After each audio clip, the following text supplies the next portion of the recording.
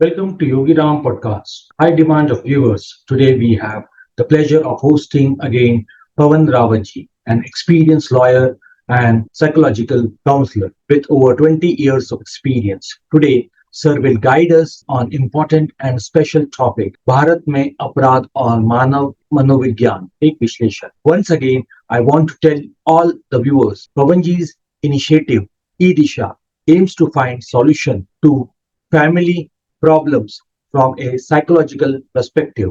His goal is to resolve disputes peacefully and eliminate differences between parties. Pawanji believes that psychological guidance not only improves relationship but also save both time and money. Very warm welcome Pawan sir, एक बार आपका फिर से Yogiram podcast में बहुत बहुत स्वागत है and thank you very much for your precious time sir. Sir, moving to the today's topic, जैसा कि आपने बताया भारत में अपराध और मानव मनोविज्ञान. सर, इसके बारे में पहला सवाल मैं पूछना चाहूंगा एंड मोस्ट इम्पोर्टेंट, क्या अपराध जन्मजात होते हैं या समाज द्वारा निर्मित होते हैं? सर, इसके बारे में प्लीज थोड़ा सा डिटेल में सर बताइए. ये गंभीर एक मुद्दा है क्योंकि ये अपराध और मनोविज्ञान से जुड़ा हुआ है. अपराधी के बारे में ये कहा जाता है, समाजशास्त्र में भी ये पढ़ाया जाता है कि कोई भी जन्म से अपराधी नहीं होता. इस पे बहुत सारे शोध भी हैं, लेकिन ये सब कुछ होते हुए भी हमने इसको हमारी कानूनी व्यवस्था में भी नहीं रखा और ना ही इस पर कोई बात करता है. जब अपराधी या अपराध की बात आती है या मानसिक स्वास्थ्य की बात आती है तो भारत जैसे देश में इस पर एक चुप्पी सी है और इस चुप्पी को मैं ये कह सकता हूँ कि शायद इस विषय पर हमारे देश में कोई जागरूकता नहीं है या इसे नजरअंदाज किया गया, या मैं ये कह सकता हूँ कि शायद इस विषय पर ना तो हमारे देश में ज्यादा अध्ययन हुए और रिसर्च हुए और ना ही ऐसे विशेषज्ञ हमारे देश में हैं जो अपराध और मानव मनोविज्ञान पर अध्ययन करते और अपने समाज में बढ़ते अपराधों को रोक पाते. अगर हम अपने देश की बात करें तो यहाँ अपराध और मानव मनोविज्ञान पूरी तरह से आपस में मेल खाता है. कहने का मतलब ये है कि जब हमारे आसपास कुछ ऐसा होता है तो हम अपने मनोविज्ञान को नियंत्रित नहीं कर पाते और अपराध घटित हो जाते हैं.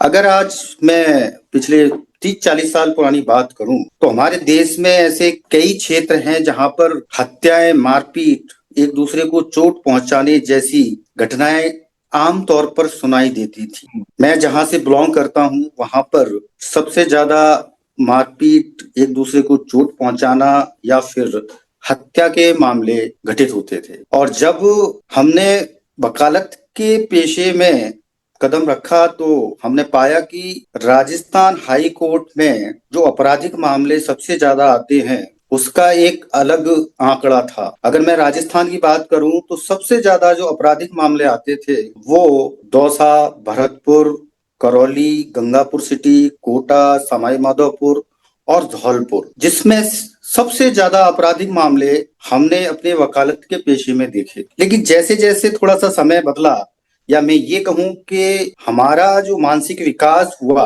उसकी वजह से ऐसे मामले या ऐसे अपराध कम हुए. तो आपराधिक जो मामले होते हैं जिसमें कि हिंसा होती है उसके पीछे का जो मनोविज्ञान है उसको समझना बहुत जरूरी है. अगर मैं अपने ही किसी एक मामले की बात करूं जिसमें कि एक 21 साल का लड़का अपने खेत पर काम कर रहा था और एक छोटी सी बहस जिसमें कि गाली गलौज भी थी और वो 21 साल का एक लड़का उस चीज को सहन नहीं कर पाया और आवेश में आकर के जो भी वहां उसके पास था उससे उसने सामने वाले की हत्या कर दी. तो हमारा जो आपराधिक कानून है वो एक्ट को अपराध बनाता है. आपने क्या एक्ट किया, लेकिन उसके पीछे के उसकी भावनात्मक या उसके मानसिक स्तर तक नहीं जाता. अगर ये किसी 21 साल का लड़का है और सामने वाला उसे माँ की या बहन की गाली देता है तो हो सकता है कि 21 साल का युवा उसके साथ ऐसा ही कुछ व्यवहार करेगा. अगर उस क्षेत्र के लोगों में उनका मनोविज्ञान अगर गुस्सीली प्रवृत्ति रखने का है जिससे कि वो आवेश में आ जाता है तो 21 साल का युवा उसके साथ ऐसा ही कुछ करेगा.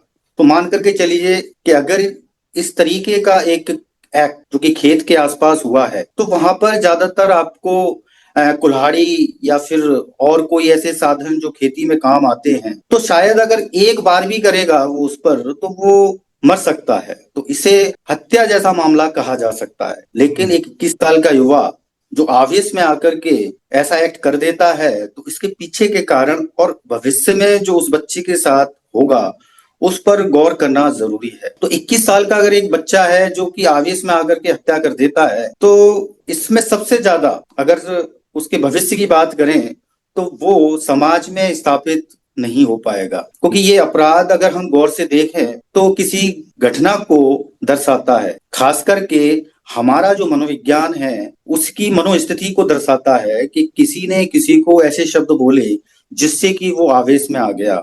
और सबसे बड़ी चीज ये है कि वैसे हमारे जो कानूनी व्यवस्था है उसमें हमने विकृति चित्र, यानी कि किसी के कोई मानसिक विकार है या कोई व्यक्ति नशे में है और उस समय वो ऐसा एक्ट करता है जिससे कि सामने वाले को कोई गंभीर चोट पहुंचती है, तो उसे अपराध ना मान करके एक इंसिडेंट माना जाता है। लेकिन फिर भी कहीं ना कहीं हमारी कानूनी व्यवस्था में अपराध और मानव मनोविज्ञान को लेकर के कहीं पर कोई भी जागरूकता नहीं है।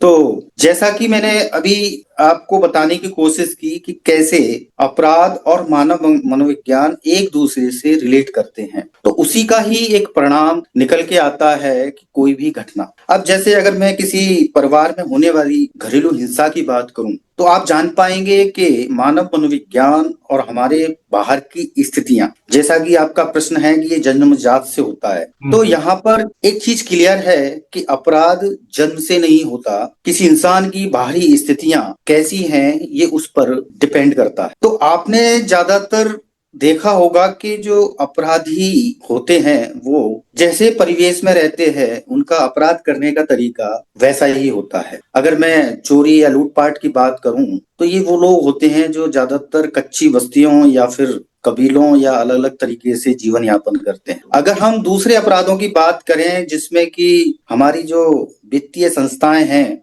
यानी कि लेन देन को लेकर के जो अपराध होते हैं, वहां पर जरूरी नहीं है कि कोई एक कच्ची बस्ती का कोई लड़का इस तरीके के अपराध घटित करता हो। यहाँ स्थिति अलग है। यहाँ हाईली एजुकेटेड, समझदार और बहुत बड़े व्यापारी शामिल होते हैं। तो कहने का मतलब ये है कि कहीं ना कहीं अगर हम अपराध को ढंग से समझेंगे तो मानव मनोविज्ञान अगर जब प्रभावित होता है तो वो पूरी तरह से अपराध नहीं होता, क्योंकि अपराध होने के लिए जरूरी है कि आपका इंटेंशन क्या है। तो अगर मैं उन अपराधों की बात करूं जो आर्थिक स्थितियों को लेकर के होते हैं या लेन देन को लेकर के होते हैं, तो वो एक सोची समझी अपराध करने की प्रवृत्ति होती है जिसे हम असल में एक अपराध कह सकते हैं। तो कहीं ना कहीं हमारा मनोविज्ञान अपराधों से पूरी तरह से रिलेट करता है। जी सर, इसी में ही टेक्निकल एक सवाल और मैं पूछना चाहूंगा, में अपराध करने वाले जो लोग हैं उनकी मानसिक संरचना कैसी होती है, वो स्ट्रक्चर कैसा होता है, कुछ सिमिलर पैटर्न्स होते हैं क्या? सर, इसके बारे में प्लीज बताइए। देखिए, जैसा कि पहला प्रश्न था कि क्या कोई अपराधी जन्म से होता है, तो एक चीज क्लियर होती है कि हम इंसानों की जो मानसिक संरचना की अगर हम बात करें तो शारीरिक रूप से हम पहले से ही विकसित हैं। हमारा शारीरिक जो विकास होता है वो लगभग एक उम्र तक आते आते विकसित हो जाता है, लेकिन जब मानसिक स्वास्थ्य की या मानसिक विकास की बात आती है तो ये जीवन भर चलता है। जैसा जैसा आप अपने आसपास की स्थितियों से सीखते हैं आप वैसे बन जाते हैं। इसके अलावा आपका खुद का मनोविज्ञान आपको या तो कोई एक सभ्य नागरिक बनाता है या फिर एक अपराधी। अगर मैं अपने देश की बात करूं तो यहाँ जो अपराध है वो कहीं ना कहीं सामाजिक स्थितियों को लेकर के हो सकता है, भेदभाव को लेकर के हो सकता है, गरीबी को लेकर के हो सकता है, बेरोजगारी को लेकर के हो सकता है। क्योंकि अपराध की जब बात आती है तो वहां पर ज्यादातर युवाओं को देखा गया है। तो युवाओं की जो मानसिक संरचना उस समय होती है तो उन पर कहीं ना कहीं कोई पारिवारिक दबाव या सामाजिक दबाव भी हो सकता है, जिसकी वजह से वे अपराध की श्रेणी में आ जाते हैं या आपराधिक गतिविधियों में शामिल हो जाते हैं। तो अगर मैं मानसिक संरचना की बात करूं या मानसिक स्वास्थ्य की बात करूं या फिर मानसिक विकास की बात करूं तो ये उम्र के हिसाब से तय है। जरूरी नहीं कि जो 60 साल का कोई एक व्यक्ति है उसका मनोविज्ञान 60 साल की उम्र जैसी समझ रखता हो, और ये भी जरूरी नहीं है कि कोई 30 साल का व्यक्ति 60 साल की उम्र जैसा व्यक्तित्व रख सकता है या सोच रख सकता है या समझ रख सकता है। तो कहने का मतलब ये है कि जैसी स्थितियां आसपास होती हैं, इंसान वैसी ही गतिविधियों में शामिल होता है जिसमें से अपराध एक अलग श्रेणी है। तो जब भी अपराधों पे काम करने की बात आती है या मानसिक स्वास्थ्य की बात आती है, तो वहां पर देखा गया है कि हमारी जो कानूनी व्यवस्था है उसने मानव मनोविज्ञान को इसमें शामिल नहीं किया है, ना ही इसको समावेशित किया गया है। हम कोशिश कर रहे हैं कि हमारी कानूनी व्यवस्था में मानव मनोविज्ञान को समावेशित किया जाए, ताकि जो अपराध अब बन चुके हैं या ये बढ़ते जा रहे हैं तो उन पर एक लगाम लगे और एक अपराधी के साथ भी एक सही जस्टिस हो पाए। क्योंकि जब तक हम अपराध की जड़ों तक नहीं जाएंगे तब तक किसी अपराधी या किसी पीड़ित के साथ जस्टिस नहीं हो सकता। तो अगर हम किसी अपराधी की मानसिक संरचना की बात करें तो ये उम्र के हिसाब से घटती है, बढ़ती है या उसमें बदलाव होते हैं। तो हमारे देश में अपराधियों के लिए ऐसी कोई व्यवस्था अभी मौजूद नहीं है जिसमें कि उनमें एक परिवर्तन आए या फिर वे एक सजा काट करके समाज में स्थापित हो पाए। Sir, moving to next question, क्या सभी अपराधी मानसिक रूप से बीमार होते हैं? बहुत बार ऐसा एक टैग दे दिया जाता है क्रिमिनल्स को कि they are mentally ill. Sir, इसके बारे में सर प्लीज डिटेल में बताइए। देखिए, हर अपराधी मानसिक रोगी हो ये जरूरी नहीं, हम भी ये कह रहे हैं कि रिलेट करता है। बहुत सारे अपराध ऐसे हैं जिसमें पाया गया है कि उस अपराध को करने वाला अपराधी मानसिक रूप से रोगी ही होगा। जैसे कि जितने भी रेप के जो मामले होते हैं उसमें सुनिश्चित किया जा सकता है कि वो अपराधी मानसिक रूप से रोगी ही हो, क्योंकि बलात्कार जैसा जो अपराध है वो हर कोई नहीं करता। हालांकि देखा जाए तो भावनात्मक रूप से समर्थन लेकर के न जाने एक मिनट में कितने सारे बलात्कार होते हैं जिनकी कोई भी एफआईआर दर्ज नहीं होती और ना ही कोई शिकायत होती।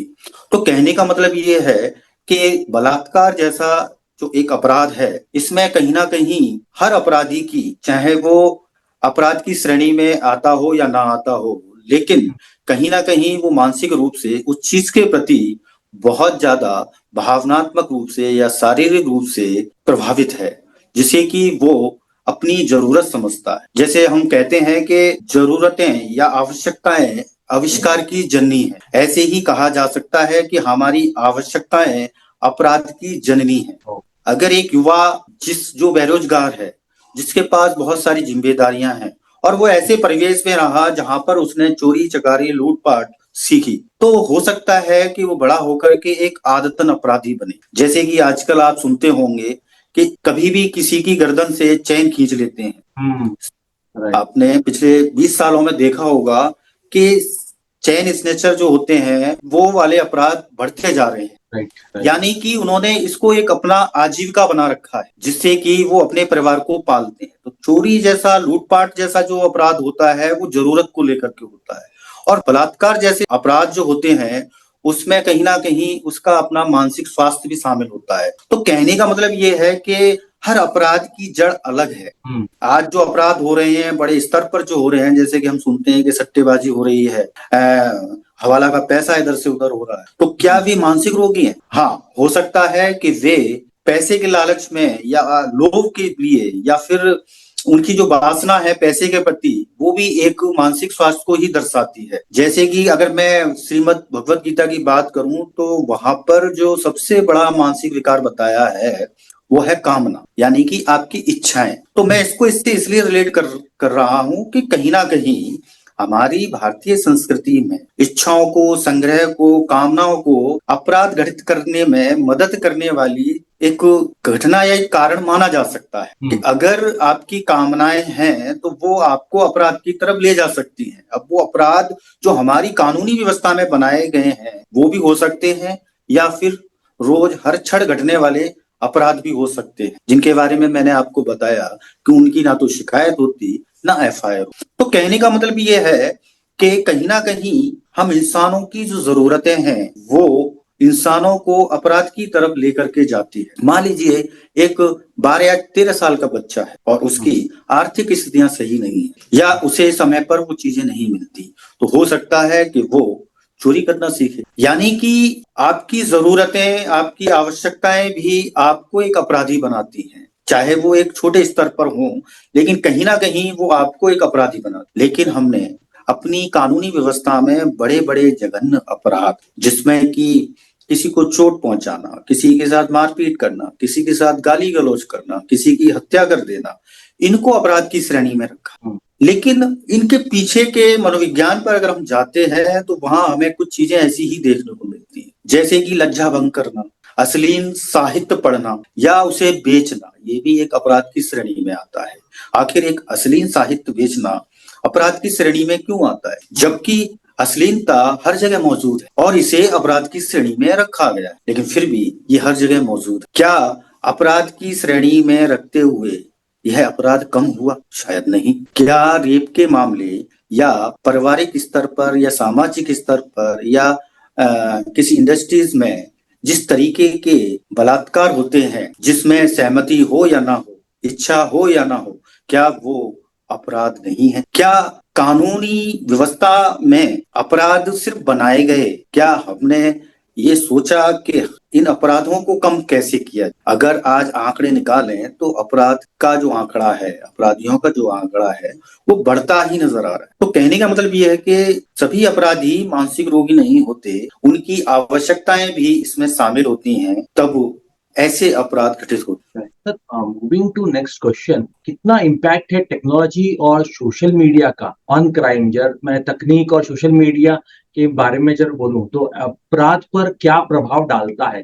सर, इसके बारे में भी प्लीज बताएं। देखिए, सोशल मीडिया, अगर मैं आज से 15-20 साल पुरानी बात करूं तो बहुत सारे ऐसे अपराध हैं जो आज दिखाई देते हैं, वो होते ही नहीं थे। और अगर मैं ये कहूं कि 30 साल पहले, 15 साल पहले जो अपराध होते थे, उनमें पूरी तरह से हम इंसानों का मनोविज्ञान ही जिम्मेदार है। लेकिन आज जो अपराध हो रहे हैं वो वाकई ही अपराध की श्रेणी में आते हैं वास्तविक तौर से, क्योंकि अपराध की जब बात आती है तो वहां पर एक इंसान की अपनी समझ काम करती है, जो किसी को नुकसान भी पहुंचा सकती है, जो किसी को आर्थिक क्षति भी पहुंचा सकती है। तो आज के अपराध की अगर मैं बात करूं तो वो वाकई ही एक अपराध है, क्योंकि वहां पर उसका इंटेंशन ही ऐसा है जिससे कि उसके देश को आर्थिक नुकसान पहुंचे और खुद को लाभ पहुंचे। ऐसे बहुत सारे अपराध हैं जो हमारी आंखों के सामने होते हैं।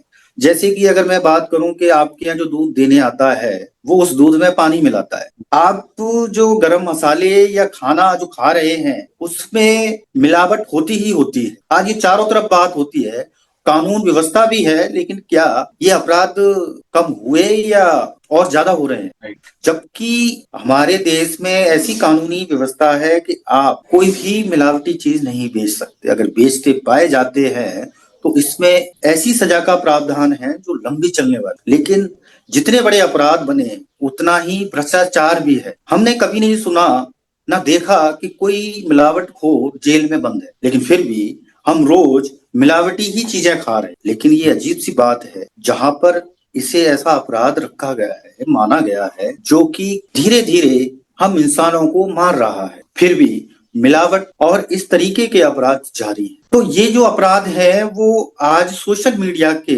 देन है, क्योंकि पहले जब कोई अपराध होता था या कोई अपराधी अपराध करता था तो वो ज्यादा से ज्यादा उस क्षेत्र तक सीमित होता था।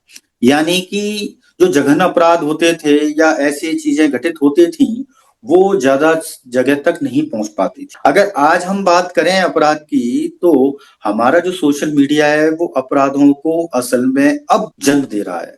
अगर देखा जाए तो आज जो अपराध हैं उसमें मनोविज्ञान की जगह आवश्यकताओं ने ले ली। और ये अपराध अगर हम बैक साइड की बात करें, जैसे कि आज न जाने कितने लोगों का पैसा साइबर ठगी का शिकार बनते हैं। इसके अलावा भावनात्मक रूप से लड़कियों को बहलाना, फुसलाना जैसे अपराध बढ़ रहे हैं। यानी कि सोशल मीडिया ने एक नए तरह के अपराधों को जन्म दिया है जिस पर अभी किसी ने सोचा तक नहीं है। अगर देखा जाए तो ये घट चुके हैं और घट रहे हैं। तो कहने का मतलब ये है कि कहीं ना कहीं आज सोशल मीडिया, इंटरनेट एक नए तरह के अपराधों को जन्म दे रहे हैं, जिस पर कि अभी किसी ने पूरी जागरूकता के साथ देखा भी नहीं। तो सोशल मीडिया और बाहरी स्थितियां दोनों ही इन अपराधों को जन्म या उनको बढ़ावा दे रहे हैं। सर, इसी कंटेक्स्ट में मैं इंडियन फैमिली स्ट्रक्चर के बारे में पूछना चाहूंगा। भारतीय पारिवारिक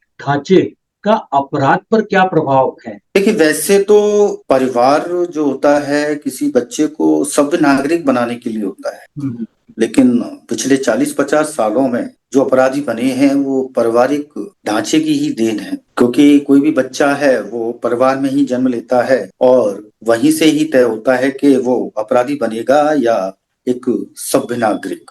तो अगर मैं आज बात करूं, अगर हम अपने देश की स्थिति देखें और हम ये मान करके चलें कि 30 से 40% हमारे देश में अपराधी हैं, और आप यकीन नहीं करेंगे कि जो अपराधी है वो परिवार की देन क्यों है, इसको समझना जरूरी है। एक बच्चा जिसको की रोक टोक की जाती है, हर चीज पर उसको रोक टोक की जाती है, तो जरूरी नहीं है कि हर बच्चा उस चीज को फॉलो करे। 10 में से हो सकता है कि 5 बच्चे ऐसे हों जो अपने पिता के अथॉरिटिव नेचर को या आदेश देने वाले नेचर को उसके अनुरूप कर पाए और वे उस अपने पिता के हिसाब से जीवन को तय कर। अब बाकी के जो 5 बच्चे हैं, हो सकता है कि वे रोक टोक अथॉरिटिव नेचर की वजह से हिंसक बन जाएं, या फिर उनके मानसिक स्वास्थ्य पर जो प्रतिकूल प्रभाव पड़ता है वो उसे सभ्य नागरिक बनाने की बजाय हिंसक अपराधी भी बना सकते। मुझे याद है कि एक पिता हैं जो अपने बच्चे को सुबह सुबह पढ़ने के लिए जगाते थे, लेकिन उनका जगाने का जो तरीका था वो डराने वाला था। यानी कि जब वो अपने बच्चे को जगाते थे तो 2-4 गालियां भी देते थे, क्योंकि वो जगता नहीं था। अगर किसी की शुरुआत यानी कि सुबह की शुरुआत गालियां सुनकर के हो तो उस बच्चे पर उसके मानसिक स्वास्थ्य पर क्या प्रभाव पड़ेगा। इसीलिए कहा जाता है कि अगर कोई सोता है तो उसे नहीं जगाना चाहिए। लेकिन कहीं ना कहीं पिछले 40-50 सालों में पिताओं का अथॉरिटिव नेचर और उनका अपने बच्चों के साथ व्यवहार करने का तरीका जो था, उन्हें अपराधी बनाने में मदद करता था। यानी कि उस बच्चे को पता नहीं होता था कि वो कब हिंसक बन गया और कब वो अपराधी बन गया। तो मुझे याद है कि जिस जगह पे मैं पला बढ़ा, वहां पर एक 9th क्लास का छात्र अपने टीचर को भी पीट देता था। मुझे याद है कि मेरे कॉलेज के जो प्रिंसिपल थे उन्हें रास्ते में रोक करके इतना मारा कि 17 फ्रैक्चर हुए। मतलब मारपीट करना, चोट पहुंचाना उस क्षेत्र की एक विशेषता थी। ऐसा नहीं है कि हमारे देश में यही एक ऐसा क्षेत्र है जहां पर हिंसक घटनाएं घटित होती हैं। जैसे कि मैंने पिछली बार बात की थी कि हरियाणा में लड़के और लड़कियों का जो मनोविज्ञान है या उनका व्यवहार करने का तरीका है वो एक जैसा है, यानी कि लड़कियां भी लड़कों की तरह बिहेव करती हैं। और उसके पीछे का कारण भी बताया कि कैसे वहां पर एक बेटी की परवरिश हुई जिससे कि वो एक लड़के की तरह बिहेव करने लगे। तो कहीं ना कहीं हमारे जो कुछ क्षेत्र ऐसे रहे जहां पर भाषा और उनका व्यवहार करने का तरीका हिंसक था, उग्र था, गुस्सीलापन था, और उन क्षेत्रों में एक दूसरे को चोट पहुंचाना, हत्या कर देना आम बात हुआ करती थी। तो कहीं ना कहीं पारिवारिक ढांचा ही किसी बच्चे को अपराधी बनाने में मदद करता है, क्योंकि परिवार में बहुत सारे सामाजिक दबाव होते हैं, संवेदनशीलताएं होती हैं। इसके अलावा दबाव होता है जिसकी वजह से परिवार कब बच्चे को अपराधी बना देता है पता ही नहीं चलता। फिर चाहे ये अपराध की श्रेणी में रखे गए हैं वो हो, या फिर शादी के बाद पति पत्नी के बीच लड़ाई झगड़े या शादी की समस्याएं। तो कहीं ना कहीं पारिवारिक ढांचा एक व्यक्ति को अपराधी बनाने में सहायक होता है। Moving to the next question, a big one, being an expert psychological आप गाइडेंस देते हैं, आपने बहुत सारे लोगों की लाइफ ट्रांसफॉर्म की है। सो अपराध रोकने के लिए मनोवैज्ञानिक दृष्टिकोण क्या होना चाहिए और क्या क्या स्टेप होते हैं? सर, इसके बारे में प्लीज डिटेल में बताइए। आपका प्रश्न है कि अपराध और मानव मनोविज्ञान, अगर मानव मनोविज्ञान या मानसिक स्वास्थ्य को अपराध को कम किए जाने के लिए इस्तेमाल किया जा सकता है। वैसे तो हमारा कानून और मनोविज्ञान दोनों एक दूसरे से रिलेट करते हैं, और ऐसा नहीं है कि हमारी कानूनी व्यवस्था में इसकी व्यवस्था नहीं है, लेकिन पिछले 25-30 सालों में हमने नहीं देखा कि इसको सही तरह से इस्तेमाल किया गया या अपराधों में कोई कमी आई। अगर मैं अपनी जेलों की बात करूं तो वहां मुझे नहीं लगता कि कोई ऐसा मनोवैज्ञानिक मार्गदर्शन उन कैदियों को दिया जाता हो जिससे कि उनके जीवन में परिवर्तन आए या जो वहां पर मानसिक रोगी हैं उनमें कोई बदलाव आए। क्योंकि कोई अपराधी सजा काट रहा है तो उस सजा के पीछे का उद्देश्य ये है कि वो पुनः उस समाज में स्थापित होगा। राइट। लेकिन ऐसा दिखाई नहीं दे रहा है कि कोई अपराधी पुनः समाज में स्थापित हुआ हो, बल्कि सजा काटने के बाद वो एक और बड़ा अपराधी बन जाता है। तो सजा देने का जो प्रावधान है, और अगर भारतीय जेलों में मनोवैज्ञानिक मार्गदर्शन या थेरेपी प्रोग्राम को शामिल किया जाए तो वे यह अपराधी सामाजिक रूप से पुनः स्थापित हो सकते हैं।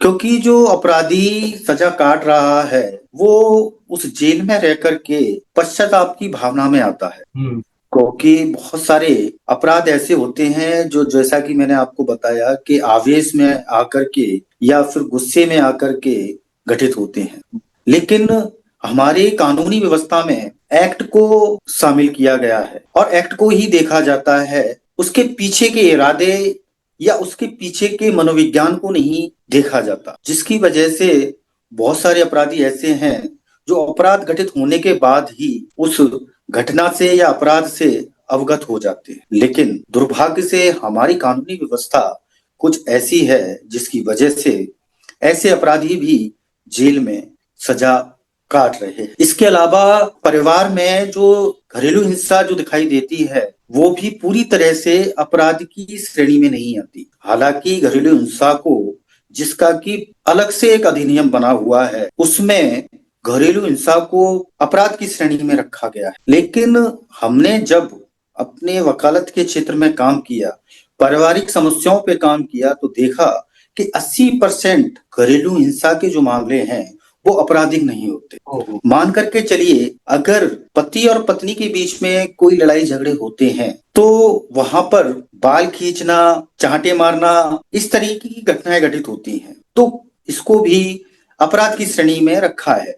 अगर मान लीजिए कोई एक पत्नी जब वो थाने के अंदर शिकायत दर्ज करती है तो वहां पर अगर वो शिकायत दर्ज करेगी तो अगर पति ने एक थप्पड़ मारा है तो वो बोलेगी कि ये रोज थप्पड़ मारता है। मान करके चलिए, जब कोई पति पत्नी की लड़ाई झगड़े होते हैं और जब पत्नी उसको किसी को सुनाए तो ऐसा लगेगा कि पति एक अपराधी है। ऐसे बहुत सारे मामले हैं जिसमें कि पत्नी अपनी रोजमर्रा की कहानी को ऐसे बताती है जिससे कि एक पति पूरी तरह से अपराधी सा लगने लगता है, और जब पति अपनी पत्नी के बारे में शिकायत दर्ज करता है तो वो भी अपराधी की तरह नजर आता है। अगर हम इसको थोड़ा सा डिटेल में समझें, क्योंकि इसको डिटेल में समझना जरूरी है, तभी शायद हम पारिवारिक स्तर पर घरेलू हिंसा को समझ पाए। क्योंकि मैंने यहाँ पर आपको ये बोला है कि 80% घरेलू जो हिंसा होती है वो अपराध की श्रेणी में नहीं आती। मान लीजिए एक बच्चा है और हमारे देश में पिछले 50 सालों की पेरेंटिंग देखें तो एक बच्चे की पिता बहुत ज्यादा पिटाई करता है। अगर वो समाज में या बाहर कुछ गलत चीजें करके आता है तो ज्यादातर पिता अपने बच्चे के साथ यही व्यवहार करते, यानी कि उसे डंडे से मारते हैं, हाथ से मारते हैं, ऐसी चीजें करते। तो कहीं ना कहीं बचपन से ही हर बच्चा ये जानता है या समझ जाता है या उसे बताया जाता है कि हर गलती की सजा पिटाई होती है, डांट होती है, रोक टोक होती है। तो जब हमारा समाधान का तरीका ऐसा होगा तो शादी के बाद जो चीजें होंगी वो बचपन से ही तय हो जाती हैं कि बचपन में एक बच्चे ने क्या सीखा और वो बड़ा होकर के अपनी पत्नी के साथ या पत्नी पति के साथ ऐसा कर रही होती है। तो कहने का मतलब ये है कि घरेलू हिंसा अपराध की श्रेणी में तो रखी गई है, लेकिन इसके मनोवैज्ञानिक दृष्टिकोण को देखें तो ये आपराधिक ना होकर के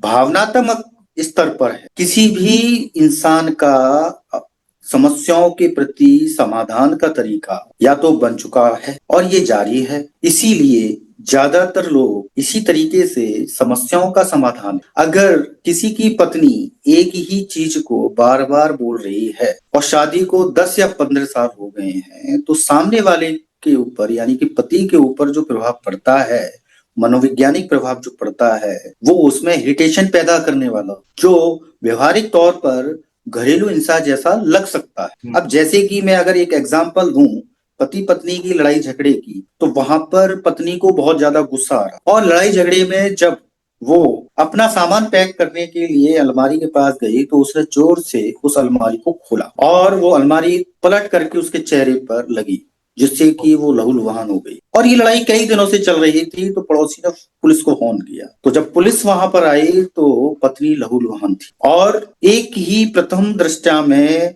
उसका पति अपराधी घोषित हुआ, अपनी पत्नी को गंभीर चोट पहुंचाने के अपराध। तो कहने का मतलब यह है कि परिवार में जो घरेलू हिंसा होती है, वहां पर मानसिक स्वास्थ्य को प्रायोरिटी देनी चाहिए। तब ही हम कह सकते हैं कि कोई घरेलू हिंसा अपराध है या नहीं। अगर मैं अपने आसपास के माहौल की बात करूं, तो ऐसी हिंसाएं कभी भी घटती हैं। आप आसपास जब रोड पर चलते हैं, तो कहीं ना कहीं आपको 1 किलोमीटर के दायरे में कोई ना कोई लड़ता हुआ, एक दूसरे के साथ बुरा व्यवहार करता हुआ मिल जाएगा। एक टैक्सी वाला अगर आपसे तू करके बोले, तो हो सकता है कि आपके अंदर गुस्से जैसी भावना पैदा हो सकता है आप बड़े पद पर हैं और एक दुकानदार आपसे जैसा आप उम्मीद करते हैं वैसा व्यवहार ना करे, तो आपको गुस्सा पैदा होगा। ये भी छोटे छोटे अपराधों को जन्म देने वाला होता है। तो जैसा कि मैंने आपको बताया कि अपराध और मानसिक स्वास्थ्य ये एक दूसरे को रिलेट करते हैं, और हमारा जो पारिवारिक ढांचा है उसमें जितने भी सदस्य होते हैं उनका मानसिक संतुलन या मानसिक स्वास्थ्य अलग अलग होता है और वहीं से ही अपराध जन्म लेते हैं। Sir, moving to the end of the podcast, sir एक और अहम सवाल मैं पूछना चाहूंगा। भारत में अपराधी सबसे ज्यादा कहाँ मिलेंगे, जेल में या बाहर की दुनिया में? सर इसके बारे में सर थोड़ा सा प्लीज बताइए। देखिए, वैसे तो सभी जानते हैं कि अपराधी जो है वो जेल में कम है और बाहर की दुनिया में ज्यादा है, लेकिन इस चीज को कोई खुल करके नहीं बोल सकता। अगर मैं स्पष्ट रूप से इसे बताने की कोशिश करूं, तो आप पूरी तरह से सहमत हो सकते हैं कि अपराधी जेल में कम और बाहर की दुनिया में सबसे ज्यादा है। जैसा कि मैं पहले भी ये बताता आया हूं कि जब कोई अपराध करता है और अपराध करने के बाद जब उसे सजा मिलती है, तो क्या वो समाज में पुनः स्थापित होता है या नहीं। तो 80% जो अपराधी हैं वो पुनः स्थापित नहीं होते। दूसरा, वो अपराधी जो अभी भी अपराधी है लेकिन अपराध की श्रेणी में नहीं आया या फिर वो कानून के शिकंजे में नहीं आया, वो अपराधी खुलेआम देश में अपराध कर रहे। और 40% अपराध ऐसे हैं जो प्रथम दृष्टया देखने को मिलते हैं, फिर भी हमारी कानूनी व्यवस्था कुछ भी नहीं कर सकती। जैसा मैंने आपको एग्जाम्पल दिया मिलावटखोरी का या फिर सट्टेबाजी का, ऐसे बहुत सारे अपराध हैं जो अपराध की श्रेणी में आते हैं, लेकिन हमारी कानूनी व्यवस्था उन तक नहीं पहुंच पाती। तो समाज हो या परिवार हो, सबसे ज्यादा अपराधी यही मिलेंगे। अगर मैं परिवार की बात करूं, तो पति पत्नी के लड़ाई झगड़े में भी अपराध नजर आता है। समाज में आगे बढ़ने की चाह भी अपराध घटित करती है, लेकिन वे अपराध ऐसे होते हैं जिन्हें हमारा समाज स्वीकार कर लेता है। आज ऐसी बहुत सारी जगह देखने को मिलता है कि किस तरीके से हमारे देश में राजनीति को लोग कर रहे हैं, जिसमें कि वे कभी बहुत बड़े अपराधी हुआ करते थे और आज वो पूरे जिले को संभाल रहे हैं। कहने का मतलब ये है कि ये बात 100% सच है कि हमारे देश में जेल के अंदर इतने कैदी नहीं हैं या अपराधी नहीं हैं जितने की बाहर की दुनिया में है। तो सर ने आज हमें भारत में अपराध और मानव मनोविज्ञान के बारे में डिटेल में बताया एंड साइकोलॉजिकल जो प्रोस्पेक्ट है, how we have to deal with, how we understand and with facts and figures क्या स्थिति है भारत में, क्या हमको करना चाहिए और किस तरीके से करना चाहिए। सर ने इसके बारे में बताया, अपराध करने वालों की मानसिकता के बारे में बताया, कैसे सोशल मीडिया या टेक्नोलॉजी का कैसा अच्छा और बुरा प्रभाव पड़ रहा है, इसके बारे में सर ने बताया। और इनका लिंक पारिवारिक बारे में बात करूं, उस पे कैसे पड़ रहा है, इसके बारे में सर ने बताया। तो sir once again thanks for your precious time. आपने बहुत सारी चीजें हमें बताई, वो दृष्टिकोण भी बताया। और एक बार मैं सारे व्यूवर्स को ये बताना चाहूंगा, आप सर से कनेक्ट हो सकते हैं उनके सोशल मीडिया थ्रू। उनका जो प्रयास है ई दिशा, इनकी टीम के साथ आप कंसल्टेशन ले सकते हैं, इनसे गाइडेंस ले सकते हैं बहुत सारे साइकोलॉजिकल एस्पेक्ट्स के बारे में, क्राइम के बारे में, और जो एक फैमिली प्रॉब्लम्स से होती हैं या साइकोलॉजिकल फैक्टर्स होते हैं, शादी से रिलेटेड हो गया, एज से रिलेटेड हो गया, मनी से रिलेटेड हो गया, कोई भी लॉयर जो आपको बताते हैं। So you know the address, you know sir, psychological guidance बहुत अच्छी देते हैं and you can connect with them. Once again sir, Yogi Ram की टीम की तरफ से आपको बहुत बहुत धन्यवाद and thank you very much for your precious time.